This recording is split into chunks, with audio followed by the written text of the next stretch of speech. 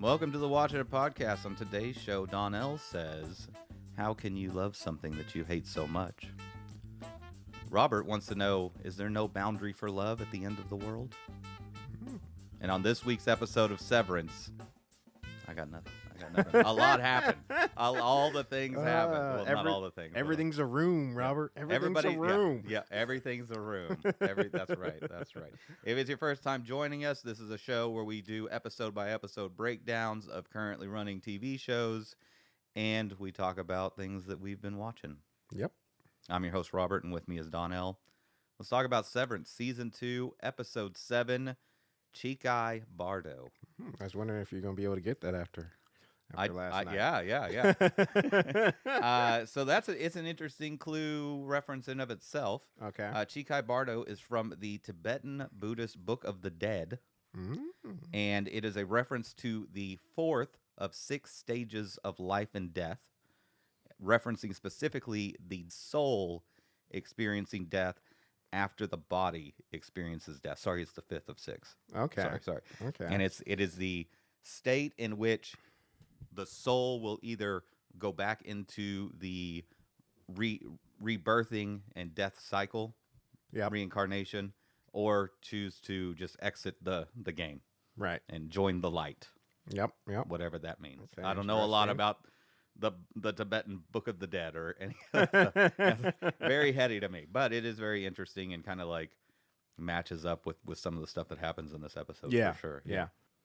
Another note before we dive into this episode, the director of this episode, this is their first, like, their directorial debut. They're mainly working filmography. Which it definitely showed in this episode. And like, she's been working with Severance since season 1, has been on other shows, of course. But this is their first time as the director, and I gotta be honest, really impressive, really well done. Jessica Gagne? Gagne, yes. Gagne. Yeah. Same age as me, Robert. Same age as me. What are you doing with your life? She's 36 from Canada, and I'm just like, man, I'm playing video games. And she's out here making, helping make one of the best shows ever made. I just want to applaud her for that. I think she did great with this episode, and hopefully this means she'll be seeing more directorial time. Another thing interesting is how much I know we've talked about. I guess this isn't the show that, like, Ben Stiller isn't the creator of this show, but he directs a majority of the episodes. Yeah, like almost half of them, right? The first season was over, I think it was 80%, and then in the second season it's about 50.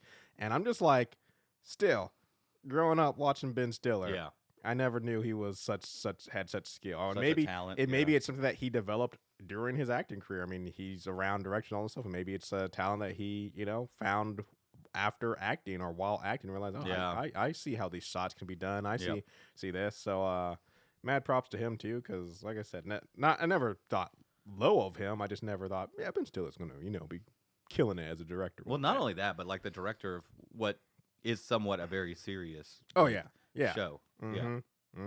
Hard sci-fi kind of stuff. Very interesting. So there's 3 stories that happen here. There's Gemma, and then Mark, and what's going on with him, and then like the past of Gemma and Mark. And I think we should start with the past and just go through, because it's all intermingled throughout the episode, but they don't really, the storylines don't really intersect with the characters for reasons we'll discuss.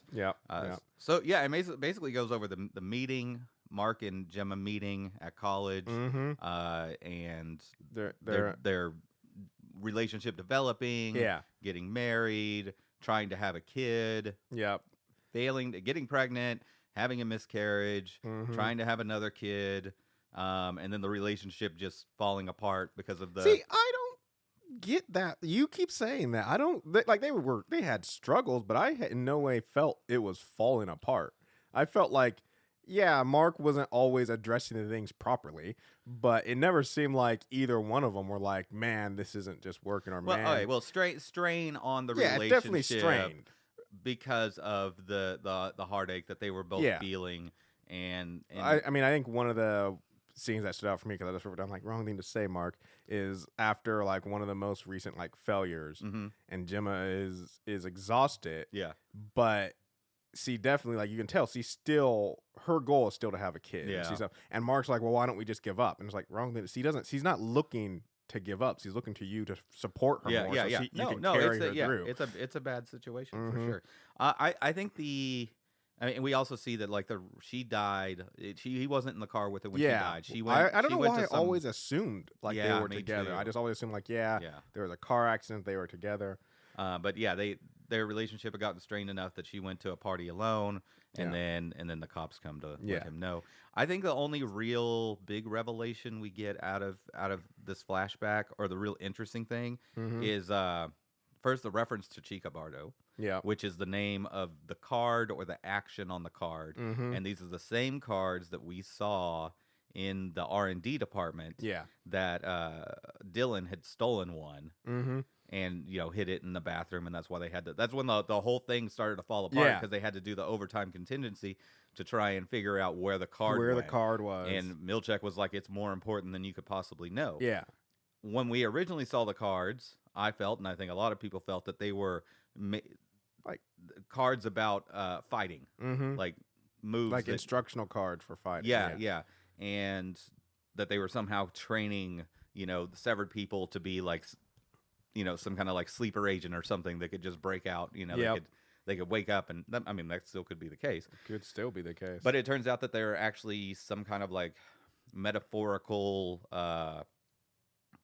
concepts for like psychology or something like that, where he wasn't fighting another person, he was fighting the embodiment of himself, and all this, and she had gotten them as some sort of correspondence, like art course or something, and she has a document on the table that she's filling out that's like something about winning a prize. Well, so it seemed to be tied into her fertility treatment, like it was like some sort of like questionnaire to go through to help you like with getting your mind right for fertility treatment or whatever. That's what it kind of seemed to me, and that's why it makes me wonder, because there was a couple things during these flashbacks that kind of made me feel like when they first go to the fertility clinic, it seems a little off, and almost like when we were done, I was like, is this fertility clinic associated with Lumen? And like she's filling out the paperwork, and so then when she gets these cards, like we said, we got to see that they came from Lumen, or when Dylan stole them. I'm like, is this all like, we know that Mark is very important for some reason, and it seems like also Gemma through this episode, like that both of them are something particular to Lumen. I'm like, when did this start? Before, like, was this all part of the project? Like, was there not her, of course, miscarriaging, but when she showed up at the fertility clinic, and then from that point forward, has Lumen been involved in watching them?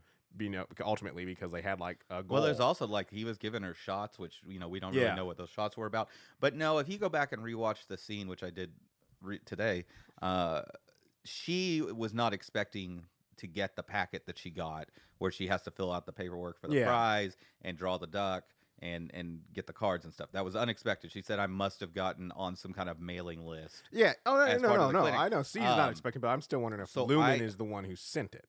I absolutely 100% think that Lumen sent it. I don't know how much affiliation they may or may not have with the fertility clinic, but I think that, she somehow got on a list, and they sent her that packet, and depending on her answers, she becomes a candidate for whatever's going on under the severed floor. Yeah.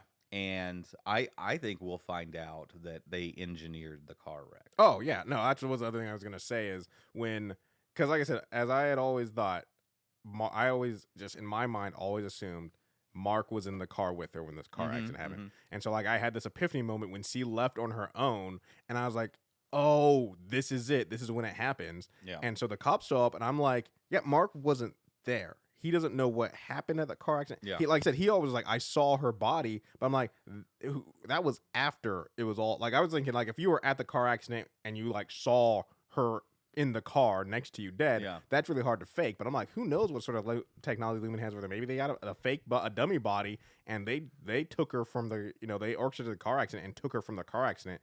And so the last time Mark truly saw Gemma was when she left the house.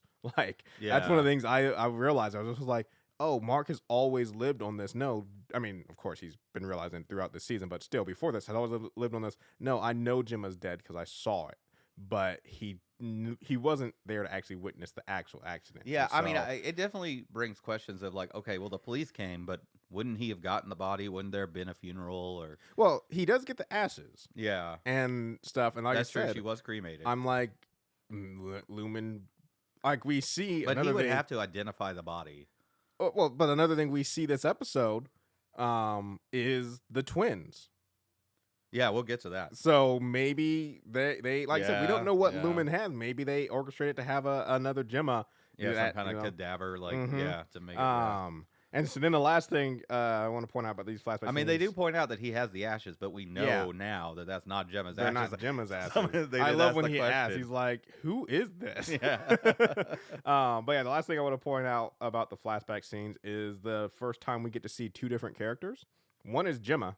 We've never seen Gemma in this show. We've seen Miss Casey, and the other one, even though I know it's not, I was like, this is the first time we get to see happy Audi Mark. I was like, he's like him actually being happy and content in the Audi world and stuff. And he is a lot like any Mark, but still not the same. Like, you can still see a different personality, obviously, because he has more experience.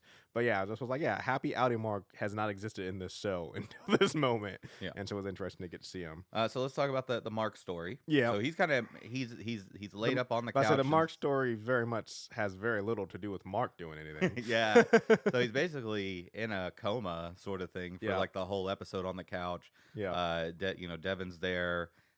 She wants to call Miss Selvig, but the scientist lady is like, no, don't do that. I'm with scientist lady 100%. I like, so there's a split. Like, so, and I just, the whole time I was watching these scenes with Devin and the scientist lady while Mark is out, I just was thinking more and more, I cannot understand why Mark never told Devin that this is what he's doing. Because he is adamantly stop him. Adamantly pushing against the scientist lady, who I'm like, she's the only one who can help Mark, maybe save Mark.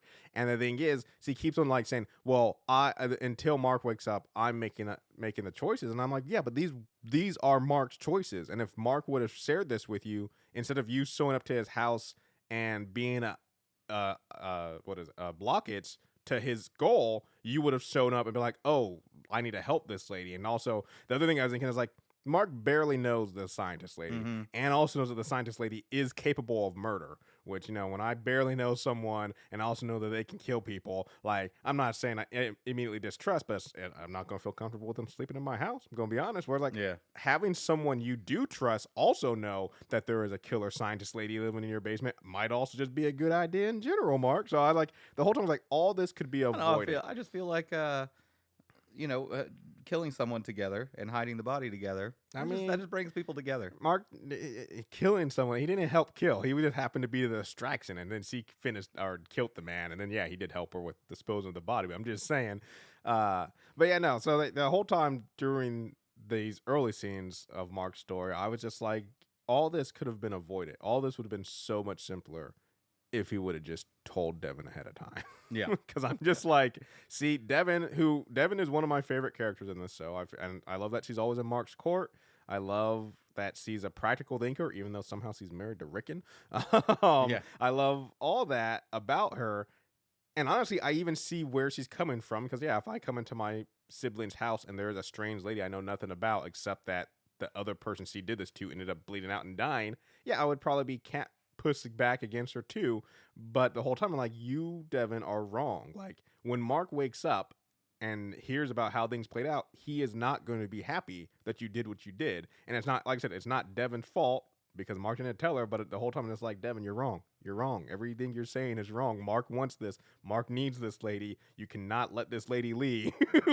Like, Mark's not going to be happy to wake up and find out you had the scientist lady leave. So while he's in this coma, so she does start to call Selvig. Yeah. And the scientist lady's like, I'm out. She gathers up her stuff and just bounces. Yeah. And it's really him. We go into like what his coma state is, and it's him really just kind of gaining his memories and everything. Yeah. And reliving, like, that's kind of what some of these flashbacks basically reintegrating. Yeah. And when he wakes up, it really seems like, okay, now he's reintegrated. Yeah. I wasn't sure when he woke up if it was or not. But yeah, I mean, definitely, yeah. A lot of the work that needed to be done for reintegration has been done at this point. He has memories now of the severed floor. Yep. And that's really kind of just that's all we really have from Mark. Yeah. Well, another interesting point from this is when they're fighting over Mrs. Selvig, Devin and the woman, when she says, because the woman doesn't know that Mrs. Selvig or Mrs. Cobell is no longer in charge of severed floor, and so Devin drops that knowledge on her, and then she says it doesn't matter. Yeah. Mrs. Cobell was raised by Lumen, and that makes me wonder, like one is, like I said, we did see how diehard Mrs. Cobell was towards Lumen, but also raised by Lumen. Like, are they like? I mean, we're seeing Miss Wong right now, and I'm just wondering, like, are there like people who from their childhood all the way up until whatever, they're just raised in Lumen? I mean, absolutely, because in the last season when we see her shrine, she has like a thing that's like Kier School for Girls or something. No, I never saw that. No, she went. I don't know if she was like an orphan or something. Yeah, but she went as a child. She was schooled. Okay. And it was probably a live-in situation or an orphanage 100%. Or something. Yeah. So she's been indoctrinated since being a small child. Yeah. If not a baby. Yeah, crazy. So let's move to Gemma, which is the meat and potatoes of this episode. Yeah. And it is good, and it is crazy. It is a lot. And so what I love is how much information we gained this episode, and yet still know nothing. Still so many more questions. Well, they said at the beginning of the season that it was like, we're going to answer a lot of questions, but we're going to ask a whole lot more. Yes. So we start with Gemma. She is Gemma. Yeah, she is Gemma. Being tested, she's getting blood work done, being asked questions, things like that. And then she asked how many doors today, and she said the nurse lady, Nurse Ratchet here, says 6. Says 6. And then she goes and gets dressed. And the thing I think is interesting is when she goes and get dressed. I mean, two things. One is, I mean, because we also get to see her like up on the higher floors, and she has different hair than when she's Gemma. Is that it's different outfits and different wigs. Yeah, as depending on where she's going. So like, what exactly does that mean? And then also there is some recognition when she opens, because she says how many rooms, and then she's like, okay, I goes to get dressed. And when she opens her cabinet, she sees the wig and dress, and the first thing she says is like, oh, she knows something's gonna happen. Yeah, she was like, oh shit, and I just was like, what does this outfit mean? Like, obviously, I'm like, this probably isn't the first time she's worn the outfit, and something always happens. But like, it's like when she saw the first outfit that we see her in, which was like a short little bob cut and a red dress, she's just like, damn it. And so like I was just like, this is interesting. Yeah. So the reason I think she said that is because of the first door that she goes in. So she gets dressed, and they walk down this long hallway of a bunch of doors with rooms all tightly spaced. And we very quickly in this episode realize that all the doors have a name, and they're the names of the files. Yes. And I have a big theory about that, which I get to, but I don't want to get too far ahead. Yeah. But I think she knows that she doesn't know because when she walks in the door, she's severed. Yes. She's a different personality takes over. Yep. And it's the dentist guy. Mm-hmm. And he's going to do something to her mouth. Yep. We don't see. We don't know. Which was a good choice either.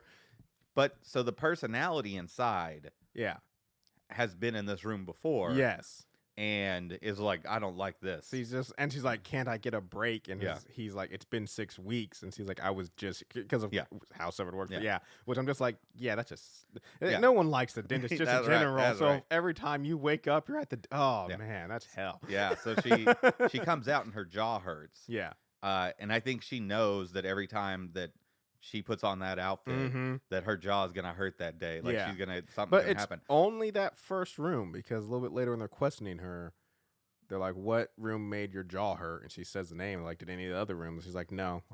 Stuff. So it's like it's interesting. Like, just trying to figure out. Well, there's like another, like at the end, like when after she does the Christmas card thing, like her hand hurts and stuff. Yeah, like but that. Like I said, that's different outfit, different. So my question is, and my theory is, I think the answer is yes. Is it a different personality every room?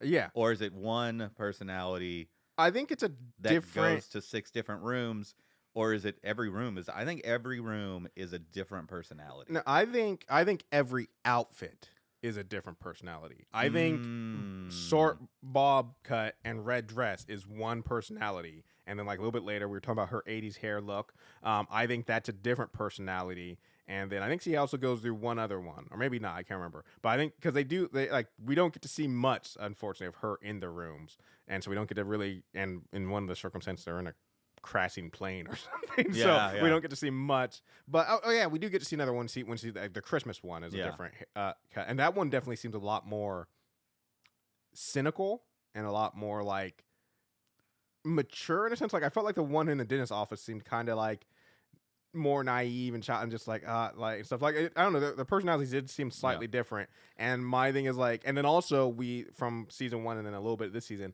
we do get to see Miss Casey, and I'm like, I don't think any of those personalities we saw in the rooms was Miss Casey. No.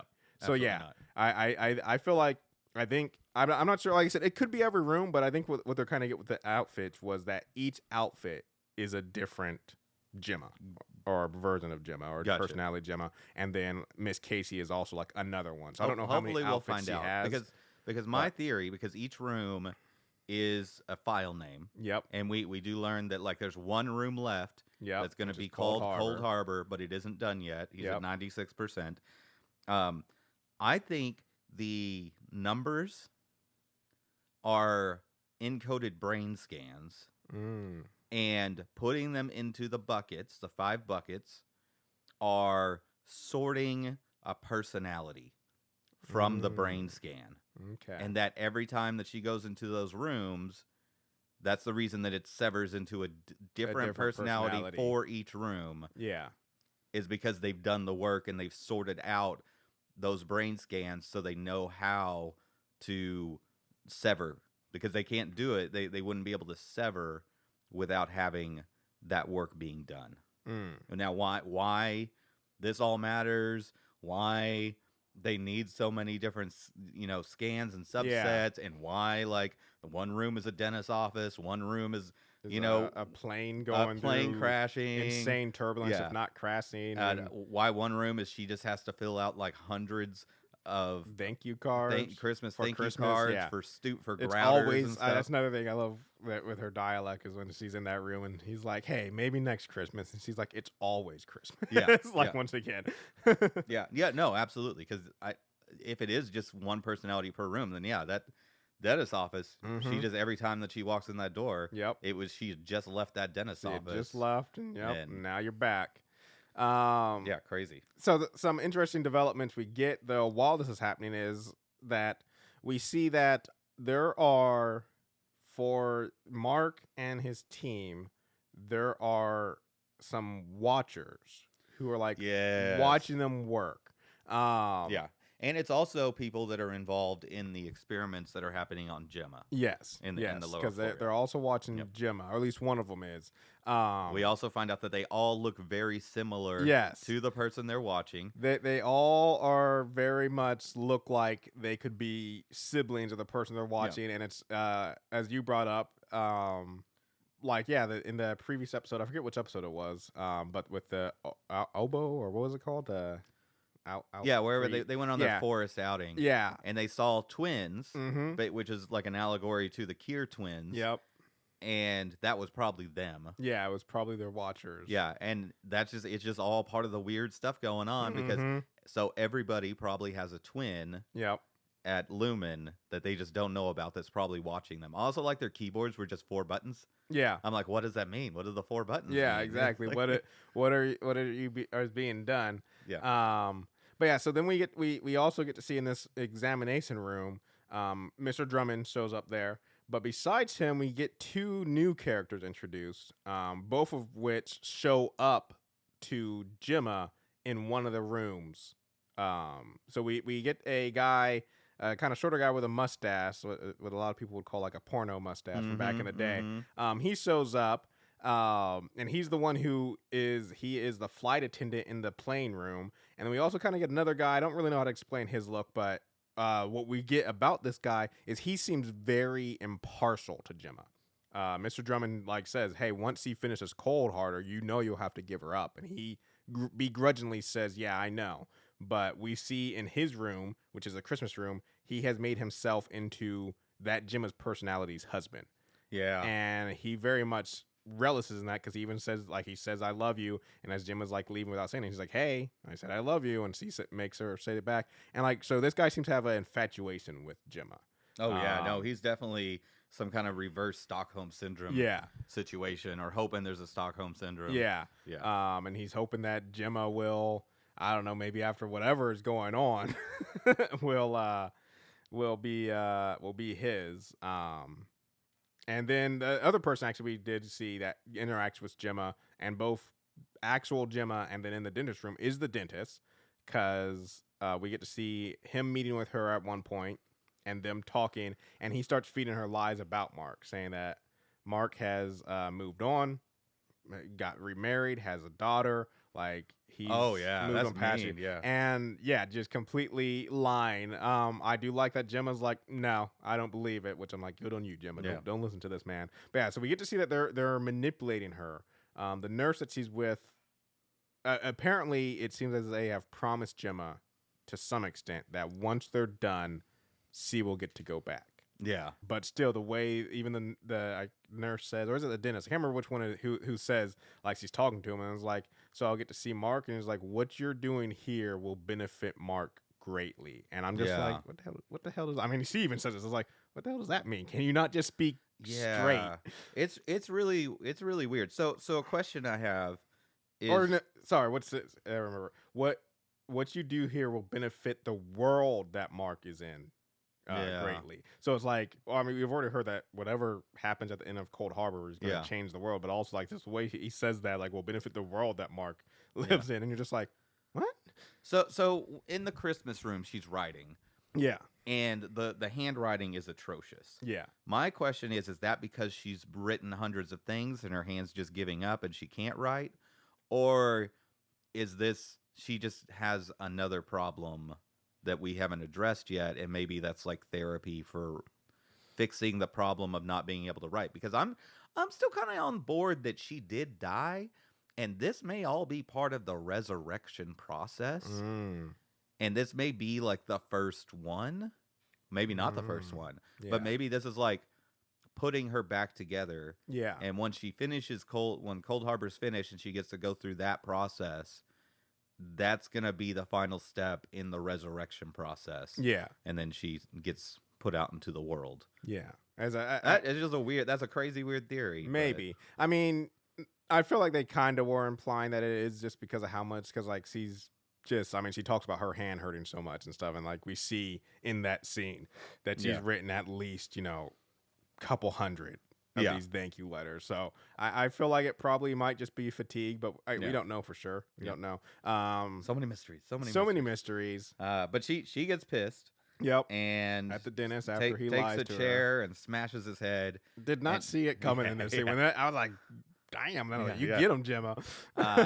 Steals his black card. Yep. And sneaks her way through the facility while being hunted by the nurse. Yep. And makes her way to the elevator, where she immediately goes up and turns into Miss Casey. Yeah. And all of a sudden, Miss Casey's like surprised that she's alive and doing anything. So we can see that that's also what shows us like the personalities down on that floor aren't Miss Casey, because this is the first time Miss Casey has been back. Yep. And of course, to meet her at the door. But if you notice what he's wearing, it looks very much like this is probably he was off and they called him back in. No, he rushed in, because he's still wearing his jacket, his motorcycle jacket and all that. But yeah, it's Mr. Milchek, and he's there, and he's just basically like, oh, no, this was just a mistake. Your Audi stepped into the wrong elevator, so if you could just go back. And just watching this whole part, I'm just like, this is what is so, like, once you're on the severed floor or below, it's like, Lumen has you trapped. There's no way Gemma could ever escape. Yeah. Because whenever she goes up, she's just going to become Miss Casey, who is, as far as Miss Casey knows, this is just normal day-to-day whatever and stuff. And so they'll just be like, yep, go ahead back. And so, and we get to see, and once this actress, I like her a lot. I forget her name, but she was also in... Which actress? Who plays Gemma. Oh, yeah. She was also in Altered Carbon, which was, I think, the first time I really recognized her. And then I've seen her in other stuff since, including now Severance. But I think this scene is just masterful by her when she comes back down the elevator and becomes Gemma again, and she just has this realization that she can't escape, and she just like literally just falls apart, and it's just like I'm just like, it was that scene to me, it hit me a lot because I just was like, this is just that, I guess, that feeling of total loss and desperation. Like the actress's name is Ditchin Lockman. Lackman. Sorry. Lackman. It's a Ditchin Lockman. Yeah. I mean, it's an interesting name, but it is interesting that her character on IMDb is listed as Signoria Casey. Interesting. I mean, I guess maybe that's Miss Casey's first name is Signoria. Yeah. Yes. Interesting. Yeah. I mean, originally it used to be. I guess they fixed it, but on IMDb it used to be last season was listed as Miss Casey / Gemma. Oh. And that was from day one. So anybody who went to IMDb and looked at the casting knew from episode 1 that Gemma and Miss was alive, and that was Miss Casey. So it was like when you got to the reveal at the end of the season, it was like we already knew, because he messed up with the thing. I think it's funny when that sort of stuff happens in the world. Like there was some like MCU leak that got, or like that was supposed to be a big fun reveal, but it got leaked because they released the Pop toy early. Yep. And I know exactly what you're talking about. It was like, oh, that character's gonna be in the movie. Yeah, which nobody knew. It just kind of gives everything away, and I'm just like, sometimes like I get, like I said, everyone makes mistakes, but sometimes it's like, how did that slip by? Where you have the big secret of your movie, and yes, of course you want to have toys ready for when it comes out, but the fact that like you just have to have a hard like, hey, these do not come out until the movie comes out. How does this stuff like a week before? Like, here's the Pop toys. I'm like, how is that not like in the fine print? Do not release toys until movie is out. One of the greatest screw. Well, I don't know. I don't even know how they thought this was gonna work. But back in the day, there was like on MTV, there was like early days of those kind of like game show, but at real stakes kind of thing, and it was for it was to pick. The winner would get a contract with the WWE. Oh yeah, I know. And there was a big competition. I know this one. And it was on. The series was ongoing. Yep. But if you just flip the channel to like TNT or whatever it was on, you would see the girl that was in the contest. Yeah. As a WWE wrestler. Yeah. And I'm just like, well, you gave now we know she's the winner. Yeah, because it was obviously pre-filmed like the year before or something, but she's actively in the WWE. Yeah, it's like there's no mystery. You just gotta time this. She doesn't make her debut until the season. What a weird thing for Robert to know about. It's not like, why did I watch that? I was not into wrestling. Yeah. Anyway, this was a fantastic episode. Ends up with her having to go back down and getting caught by the nurse and just kind of crying, and Mark, learning about. That Gemma had died from the police, and waking up and being upset and all this stuff. It all crescendos. Yep. Amazingly shot as usual. I guess amazingly directed. Just great job, Jessica, for your first time. Now, what a place to cut your teeth is. Just to be like one of the most important episodes of Severance. Yep. The next episode, everybody seems to think is going to be like see what Cobell's been doing, and the episode's only going to be like 32 minutes or something. Ooh, I don't like that, but I that's one thing I had been noticing is like Miss Cobell has been AFK for a couple episodes, a while now, and I was like, they're definitely not done with her. But man, if he's at 96%, again, I ask, when has he had time to work on this file? Yeah. But he's close to finishing that file. I know, but I'm like, maybe he won't finish it because now he's reintegrated and stuff. And my other thing is like, I mean, he doesn't know this yet, but like they've made it kind of very clear, like whatever happens when Cold Harbor is finished, Gemma is going away in some sense, maybe and stuff. And like, not that he knows this, but I'm like, he can't finish it, or if he does finish it, he has to rescue Gemma at that time because. Yeah, they whatever they're planning, something's going to happen. The big question I want answered, or one of many questions. I was about to say, question, but one that I want answered is why do the numbers have emotions? Yeah, tied. Like, how is that mechanism work that the number could be scary? It's just like it's so strange. And I like when this is from season 1, but like when like after I forget what happened, but something traumatic happened. And they're like, well, hey, why wouldn't you just focus on like the happy numbers today? Then don't worry about the scary ones. Like they even say that. So yeah, it's a very interesting thing. Hey, if you like the show, you should check out our website. It's gone through a recent redesign. Thank you, Donnell. We now have blog post being there with ratings for our shows, like what how good we thought it was, and not just how good we thought it was, but whether or not we think you should watch it, because something could be really good. Yep. And people don't have to watch it. Yeah. But some things could be bad. Yep. And but people absolutely still need to watch it because it's it's important. So but you can find links to email us, watchinitpodcast@gmail.com. You can also find links to our social media, and we are now on Blue Sky. Yep. We are on Blue Sky. We're still on Instagram, of course. We are no longer posting on Twitter. You can still find our Twitter. You won't get any more information, but it's just a way that for hopefully contacting, future guests maybe, because there's still, even though the site sucks, there's still a lot of people on it. So our Twitter is there, but if you want to follow us and be up to date, Instagram, Blue Sky, that's where we'll be. And of course our website. Also on our website, we have a guest form. If you'd like to be a guest, you can fill that out and we can review it. We'll take anyone. We'll take it. But yeah, we got our guest form there. And yeah, so we're like I said, revamp the website, pushing some more content there, so you don't just don't just hear from us when we post episode. Now, we'll be pushing out content to there. Yeah, so give that a look. Oscars are coming up in a few weeks. Yep. If you haven't, definitely go check out our pre-Oscar breakdown and discussion and our picks for what we think should win. It's going to be very interesting to see who wins this year. We also got a Talking It episode coming out here pretty soon as well. Yep, good stuff. A lot of good stuff. Yep. And next week we will be back with more Severance, but Daredevil Born Again. Oh yeah, I'm super excited for it. Oh yeah, it's going to be interesting. I mean, when they announced Daredevil was coming to the MCU and that they were bringing back Charlie Cox and to play him, loved all that. When it came forward that Vincent D'Onofrio was back to play, I loved that. When they announced that the guy I can't remember his name, plays but the Punisher was also like all those picks and all those moves that just stick with that sort of stuff.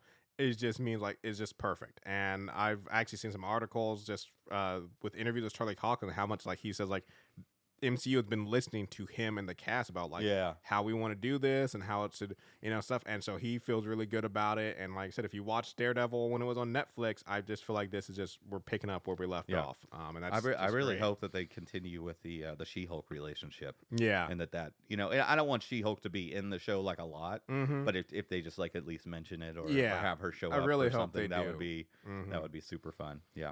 Yeah. All right, well, we're going to take a break there. When we come back, we're going to talk about what we've been watching and some news, some sad news. Yep. All right, Donnell, give us our sad news.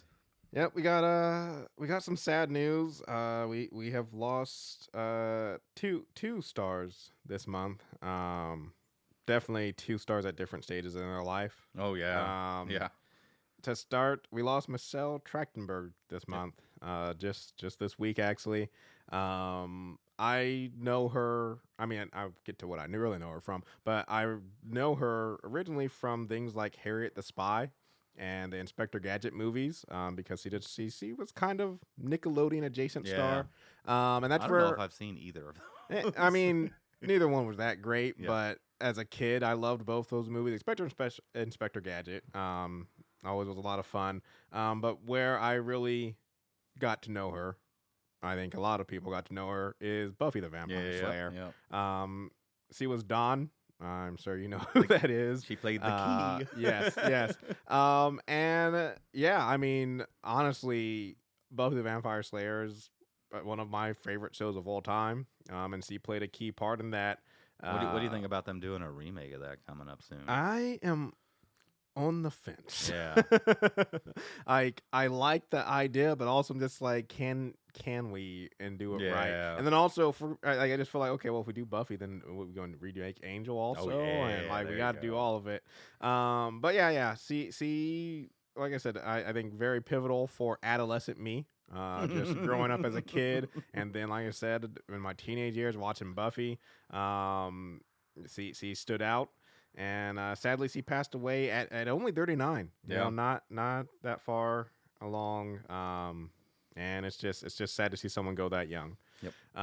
Someone who didn't go young at all. Gene Hackman. Yeah, his wife and one of his dogs. Yep. Dead under unexpected circumstances. Yeah, I don't want to get into, keyboard detective. I mean, the only thing for me that, like I said, is I thought this, but they've already ruled it out. Is that maybe carbon dioxide poisoning? But they already ruled that out. So yeah, don't know exactly what happened, but what a career. 95. 95. When he died. He started acting in 1961. Yep. After serving in the United States Marine Corps. Oh yeah, this dude lived. Yeah, he was not just an actor. He that's what I was looking at, is like he served in the Marine Corps, had multiple medals, then got into acting, which we'll come back to. But then one of the few people who he retired. He just done 2004, but he was not done with his life, because like while he was acting, he did moto racing. Open wheeled motor racing, won some things. He was doing architecture. He did voice a documentary. Yeah, he did. That's what I was saying. He did narration stuff, but overall, his actual like Hollywood acting career, 2004, put out his last movie, and he walked away to live one hell of a life, though. Still did architecture, and then also wrote 5 books. Robert, did you know? Great, I did not know he 5 wrote books. Successfully on what subjects? Just actual like story, fiction books. Dealing with all of them. I mean, it kind of ties back into one of the main thing of his filmography is he definitely is a thriller guy, and stuff. And so he had a Wild West one. He had one dealing with the Soviet Union and some sub stuff, and like 3 others. And put in a lot of work outside of just acting. He lived a very accomplished life. Yeah, I forgot that he was Lex Luthor. I was about to say, that's back in the day. What I remember him most from, honestly, is Lex Luthor with hair. Yeah. Do you have a favorite Gene Hackman movie? I think for me, it's gonna be, and I mean, out of this is just me looking. I mean, he's got stuff. So many. So Enemy of the State. That's pretty. That's a pretty I good one. Always enjoyed that movie. Where he plays the tinfoil hat hacker guy. Yeah. Such a good one. I like Enemy of the State. Definitely. I think hands down my favorite is The Quick and the Dead. Yeah. Yep. Where he plays like a kind of de facto dictator of a western town, and he's holding a shooting competition. Yes. To like weed out his enemies and make sure he's still the best. And so good. So, like I said, plenty of movies. He, during his career, nominated for 170 awards. Jesus. Won 78 of those. Jesus. Including, he had Best Actor for The French Connection and Best Supporting Actor for Unforgiven. So, I mean, I wrote up a little blog post about him, and one of the things I said is like he retired because he had nothing left to prove. Man, he was like, I did it all. I've done it all, so I'm just going to walk away. And I'm like, this man had nothing left to prove when it came to acting. He showed us that he was very skilled and very passionate about it. It's sad to see him go. He said 95, his wife. He leaves behind 3 kids. And rest in peace, Gene Hackman, man. Just a great actor. I didn't realize his second to last movie in 2003 was Runaway Jury. I never saw his last movie, Welcome to Moose Point. Yeah, neither looking at the poster for it, I'm like, I would not like this movie. This is not the kind of movie for me. Yeah. Anyway, what a career. What a thing. Sad to see him go, but 95. Yeah. Did all the things. Exactly. Lived the life. So, I'm not gonna shed a tear. He got it done. Yeah, exactly. All right, got some quick news for you, Robert. 2 other things. One is DCU. Okay. Apparently, there might be either some trouble or just basically a lot of things have been moved to the back burner that were in the works. So Swamp Thing, which they're working on, the Waller Show, Booster Gold, and even the Batman: The Brave and the Bold have all been selfed. They've been very clear. None of it is canceled, but they're selfed indefinitely right now. Interesting. Interestingly, though, one of the things that has been moved up is which I'm interested in this, is the Clayface show. That has actually been greenlit and is almost a filming. And also one thing that has entered filming is the Green Lantern show, which I'm also interested in. And then, of course, we know Peacemaker Season 2 is already well into development. Yep. So when does Superman come out? Superman comes out this summer. I can't remember exactly. It's June or July. Yeah, I think maybe they're just waiting to see how that does. Yeah, it could be. I wonder if maybe it's getting like some bad press or something, and maybe they're kind of like, oh, maybe this isn't gonna work out. But we'll see. I'm rooting for it because one is I love DC.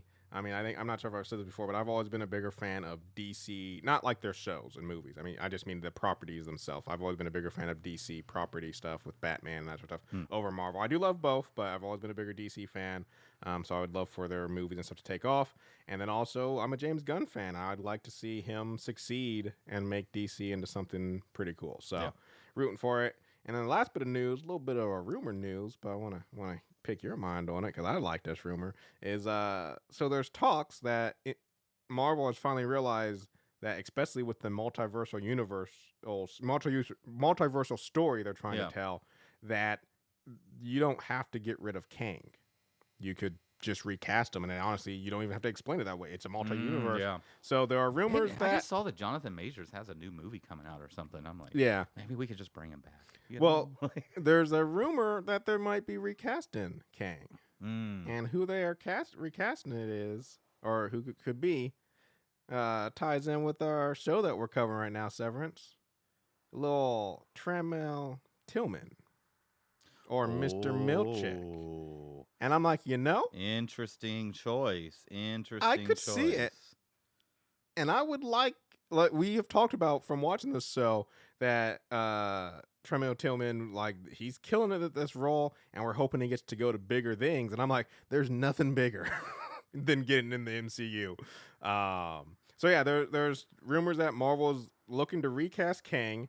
Now, here's the bad side of this rumor, is that, and if this is what they're truly looking to recast Kang for, then I hope he does not get the role, because there's rumors that the reason why they want to recast him is to have him show up in the next Avenger movie and be killed by Dr. Doom, kind of to show how powerful Doom is. And I feel like one is we didn't get enough of Kang in. There was a lot of lead up to him, but still, we hadn't got enough of him to see how powerful. I don't think that will have the impact they think it will, because if we would have saw Kang as the multi-universe threat before Doom, and then Doom shows up and kills him, but just to have Kang show up quickly and then die. And then also, I would not want, I like Tramel Tillman, and I want him to go to bigger things, and being cast as Kang just to be killed is dumb. But if they're looking to recast him as Kang to have Kang have an impact on MCU, then yes, please cast this man. I think it would be great. Awesome. But yeah, that's just a rumor. Nothing's official, but want to hear what you thought about him as Kang. I mean, Jonathan Majors did such a good job. Oh, he did. It's really a hard act to follow. Mm-hmm. Yeah, but it's possible. Well, I always got to be recasting the black actors in the MCU. I'm noticing a formula here. Oh man, what's his name? Terrence Howard. Is it Terrence Howard? Terrence Howard. Yeah. He just probably wakes up every morning and be like, "Damn it! Yeah. Like, why did you have to get into math?" Oh, Jesus. Well, what you been watching, Donnell? Tell me about 11 the things you hate. Actually, before that, we watched something. We did. We were recording on the wrong day. Yep. Usually we watch Severance and then record right after. Yep.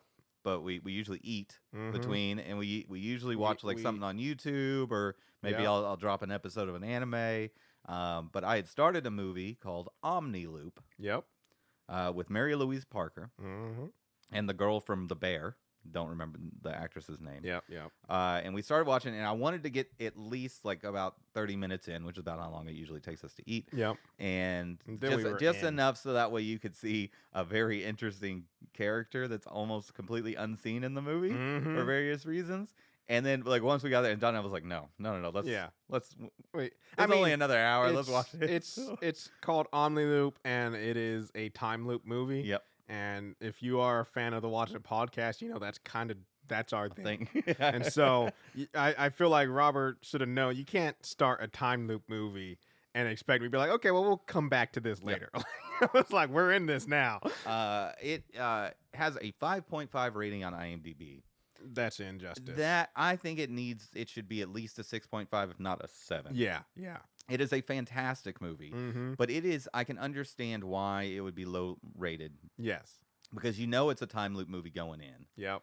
And it is a very different time loop movie. Yeah, I mean, I think when you think of time loop movies, you either think of comedy, or you think of action, a lot of action / suspense, mystery and that sort of stuff. And so this is not that. This is more of a drama, and it's dealing with the repercussions of that. Of time loops. And then, I mean, that's one of the reasons why I like it so much, though, is it's a lot of time loop movies don't really, they might gloss over it, and what's it called when you shoot like a bunch of stuff happening? A montage. In the montage, they might kind of gloss over, like, oh yeah, he might have kind of lost his mind or stuff. Yeah, but they don't really hit it, where this movie actually deals with our main character going through the time loops and just the realization of what she's missing. The fragility of life is like. It deals with so much, and I love it for that. But I also get, like you were saying, like that's a little bit slower, and it's not what you're expecting in a time loop. Exactly, movie. And I mean, it turns a lot of things on its head. So first of all, we're at like basically the end, instead of the beginning. Yep. So it's very odd for them to come in, there. It's not a mystery, really. There is some mystery. There's a mystery, but not about. It's explained why there's a time loop, and it's not a forced time loop. It's not something they're trapped in. It's something they choose to do. Yes, and they've been doing it for a long time throughout. Like they've had this ability since they were a kid. Yeah, and they've been growing and having the ability to do this. Yeah, basically, as a child, she finds a pill bottle with her name on it. Yep. Out just in the middle of it's in the middle of like a golf course or something. Yeah. And if she takes a pill, she goes back 7 days or 5 days. 5 days. But cannot take another pill until that time she's caught up. Yeah. To where she is. So she can never go back more than 5 days. Yeah, she could keep looping like that time, but she can't go back further. Yep.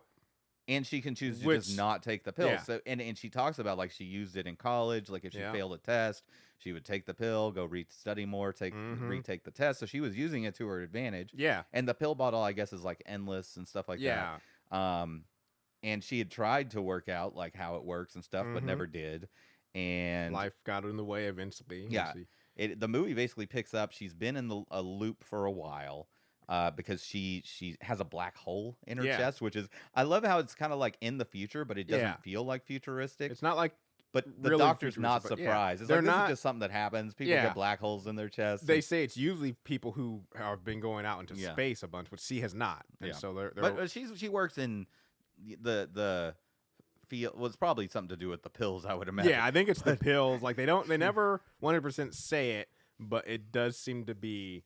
Like, that's what my theory is, that the pills are what causes her to develop a black But she hole. also works in the sciences and stuff. She does work in the sciences, she could be near radioactive material. Anyway, it doesn't get explained. It's not important, but it's a story of her coming to terms with allowing herself to die, and not continually looping through the end of her days. Yeah, and it is really fantastic. Yeah, they have a minor character that is so interesting that deserves their own movie, which is this guy who's perpetually shrinking forever. An experiment to shrink a human, and then they realize they don't know how to stop it or regrow him. And so he is, for the rest of his life, continually shrinking. Yeah, in a lot of ways, it's a quirky, odd movie, but it really is different and really is fantastic. It's slow. Yeah. It's a drama, kind of thing. Like I said, fun. I get its low rating, but I will say, I get it. I don't agree with it, but I get it why it could have a low rating. But I will say, if you are like us and you enjoy time loop movies, I would say this is a must watch because like I said, it deals with time loops in a way that we have not seen before, and you gotta love any movie that explores a new concept around. Another concept. Yeah, concept. around like established. like when it, like the girl with all the gifts or something. It's like, what if the zombies can think, you know, or some of them can think, and you know, the world's changing, and just doing interesting things instead of it being a cookie cutter. Exactly. Yeah. All right, Donna. Now tell me about the things you love to hate or whatever. Yeah. Well, so before I dive into that, I'm gonna give a quick. I did watch something this week. I watched Captain America: Brave New World. Got to check that out. Yep. It was a movie. It was all right. It's not bad. Some of the things, it's not good. Some of the things I think highlight for it though is I really am glad, because I mean, even though it comes from a terrible movie, it's still like just at least for me and my brain and the way I look at the MCU, like the fact that we hadn't until this movie addressed the giant celestial being coming out of the earth. And so the fact that this movie does address it, and it's actually like one of the main focal points of the movie. I was very grateful for that, because I'm just like, come on, folks. Like, a literal giant god being was coming out of the earth, and then we just kind of all stopped talking about it. It's like, no, you do not stop talking about that. That is... that is almost like World War III bust out between Japanese and U.S. navies over adamantium. Yep. Which they have mined from here comes the Wolverine. Oh, yeah, but there. And then... I mean, this movie did move the plot of the entire MCU forward a lot. Yes. But yeah, it's not, like I said, not a bad movie, not a great movie. And then it's there. Sam Wilson as Captain America. I did enjoy enjoy a little bit more because of him, but I mean, like I said, you still have to have that suspension of disbelief. But he is definitely a lot more of a Batman-like character. And just like you said, is he has to approach the situations. He can't. I mean, he does just when it's just normal villain and stuff, bust him. But like he has to approach the situations differently. Like he can't just, you know, he's not just, you know, and he has, or I think like.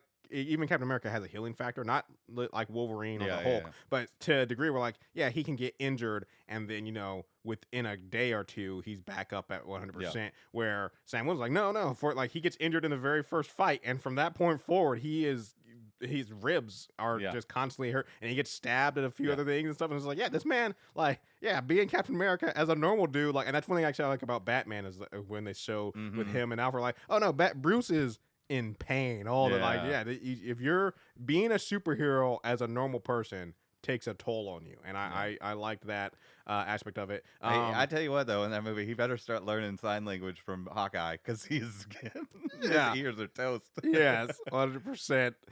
But yeah, it moves the story along. I am definitely interested. We got to see Bucky actually show up before his debut again in Thunderbolts. Interesting, he's trying to be a congressman. Yeah, I don't think that's gonna work. Yeah, no, I don't think so either. I mean, technically, I mean, I guess he got like a pardon or something. But technically, he can't. Why not? Because he's committed treason acts against the guy. Like he is barred by the Constitution. From. True. But yeah, fine movie, moves the story along, and like I said, nothing wrong with it. We're looking forward to Thunderbolts, which is next, so hopefully that will really get things exciting. Yeah, I'm so excited for Thunderbolts. Anyways, so a game that I know you played, Robert, everybody has played. I particularly stayed away from it because I was just like, I don't know how I feel about it. I'm on the fence. But I have Xbox Game Pass, and it has come to Xbox Game Pass. So I get to play it, not for free, of course, but I was kind of in free. It's a subscription thing. So I've got to play it now. And now that I've gotten to play it, I am so glad I never spent money on it, because I hate this game so much. Tell us the name but of the game? I also can't stop playing it. Okay. And that is, I think it's Balatro or Balatro. Balatro.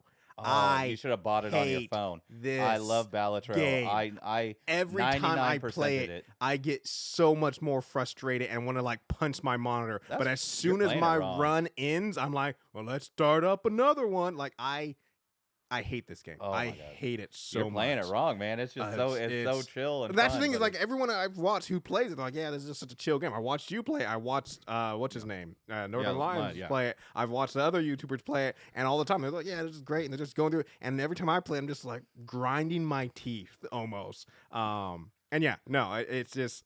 I'm so glad I've never spent money on it, because if I had spent money on it, I still, like I said, I'd be in the exact same boat, but I also would be grumbling at myself, like, I can't believe I paid money for this. But like, I can't stop playing it, How you playing it on Xbox, man? You need a mouse for that. Well, one is Xbox Game Pass isn't on Xbox. It's just game subscription. Interesting. So you can play it on console and stuff, and you can. I have played it with a controller. It's not that bad. You can move stuff around. It's not like there's a time limit or anything. But but I can also play it on computer and stuff, which I do. But yeah, no, I don't understand it either, because like I know how much I hate it, and then I just because every now and every 10 runs you get one of those runs. Yeah.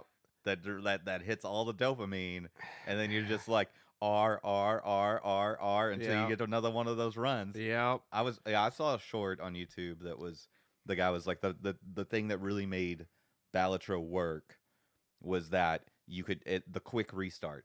Mm-hmm. It's like if you fail, you just hit a button and you're right back in. Or if you don't feel a run is going good, you can just press R, hold it for a few seconds, and it just takes you right back into a new run. So many times too. I'll be in the middle of a run, I'm like, this ain't going nowhere, folks. I'm just and it's crazy. It just reading the story about the guy, because it was a labor of love. It was a guy who's just a programmer. He started making games for fun, and he wasn't never planning to release this game. Yeah. And then everyone was like, "No, dude, you got to release this game." Yeah. And it was just one guy named Local Thunk that made it, and I'm all the best to him and the tens of millions of dollars that he's made off the game. Right.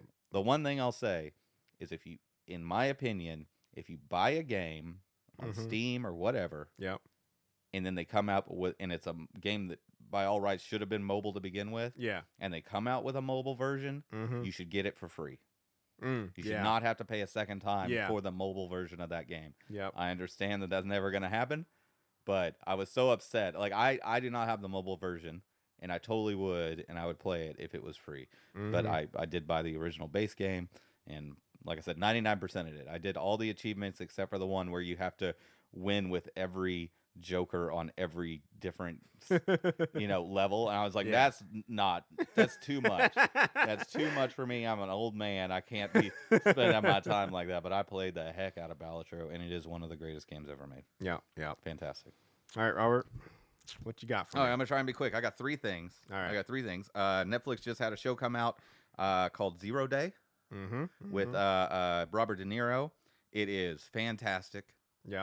He is an ex-president who is beloved by the nation, by both sides of the aisle, and there is a massive terrorist attack that shuts off like all the power and stuff in the country for 1 minute. Costs thousands of lives. It just really messes up everything, and the group plans to do it again. Congress passes a Homeland Security type act that's basically like, we're going to create this department that has to go investigate this and find these people and bring them to justice. Basically says anything these people want to do, the Constitution don't matter, get it done. And they bring him in as a beloved ex-president to run it, also as kind of a scapegoat, and things get weird. Things get real weird. So just like, if you watch the first episode, you're like, this is kind of interesting, and then you get to like the last few minutes, and if you get that far, and then you see like something that happens at the end, which I'll tell you in just a second, I'll give it away, spoilers. You're just like, okay, I got to continue watching this. It's 6 episodes. It's one and done. It's just a nice solid show. But no, he one of the things of the character is he writes everything down in journals and then reviews it and makes links between things and stuff like that. And throughout the whole episode, he's like using backdoor contacts and all this stuff, and he's writing down in his journal. And then like at the end of the episode, he's rereading the journal, and for like 10 pages, instead it starts out as like notes about the day. And then for 10 pages, it's just insane scribbling of who killed Bambi. I killed Bambi. Who killed Bambi? Over and over and over again, front and back. And he doesn't remember doing it. What's going on? And it's like, he's just mad. He's lost his mind. And he has all the power in the world. And he's trying to hide that he's insane. It's really interesting. It doesn't go like full bore, and you kind of understand, like they tell you why he did that and like why things went down that way and why he's crazy, but it's just a good show. It's a solid crazy, interesting show. Yeah, nice. Good job, Netflix. Yeah, nice. I watched 2 movies about love. Aww. Yeah. First, I watched a movie called Love Me. Okay. Pretty straightforward. Very straightforward. It is not a straightforward plot. It is not great, but it's an interesting story. It is about the future. The human race has gone extinct, and the sun is blocked by some whatever. It does show it at the beginning. It does like a time lapse of the world being created. Okay. Like from cosmic dust and rocks and stuff like that. Yeah. And it's just it's like fast forwarding through it. It is like a nuclear war or something, which is kind of funny when you watch it, and it's just all of a sudden pop, pop, pop, pop, pop, and then all the lights are out. Yeah. And because of the nuclear winter, the sun has been obscured, forever. But the Earth has frozen over, and all this stuff. But the sun comes out after some amount of time after this happens, and buoy, a smart buoy that's in the ocean. It's stuck in the ice, but it has solar panels and stuff like that. They explain like the buoy's got a lot of tech in it, and it can rewrite its own code and stuff like that. But it's just floating there in the water, whatever. And then a satellite passes by and pings it. And the satellite is a repository of all human information with an AI in it, in case aliens ever come. Okay. And it's just like, hey, these are the people that lived here. This is the history of the planet. It has a search engine, all the YouTube videos, everything, right? Yeah. And they start talking and start to develop personalities and use their internet link to create a virtual environment and basically fall in love and go and have a life together over the course of millions of years. Yeah. And really interesting things happen. Like, at one point, like the buoy is just sitting there like rotting, like falling apart over millions of years, and eventually like stops being buoyant and falls to the bottom of the ocean. Yeah. And they lose contact until the oceans dry up because the sun's expanding. Yeah. And like it's just a really interesting concept, and it's not good. But it's interesting and worth, especially maybe like the last 30 minutes is totally worth watching. The first 30 minutes are interesting. The last 30 minutes are really interesting. The middle part's kind of dry, Yeah. But yeah, just worth checking out. It's odd. Interesting. Just an odd little movie that I think they did interesting things with and ask a lot of interesting questions. Next, I watched Companion. Okay. Yep, this movie just came out a couple of weeks ago, I think. Let's see here. Let me pull up the names. Jack Quaid, Sophie Thatcher. Okay. Also has I can't find his name. Harvey Guillian, who plays what's his name from What We Do in the Shadows? Oh, Guillermo? Guillermo, yeah. Okay. All right, I like that sound of that. It is about a robot, a sex bot, essentially, basically that has been jailbroken, to be part of a murder plot. Okay. And things go awry, and shenanigans happen, and it is fantastic. It is just a fun movie about a robot killing people.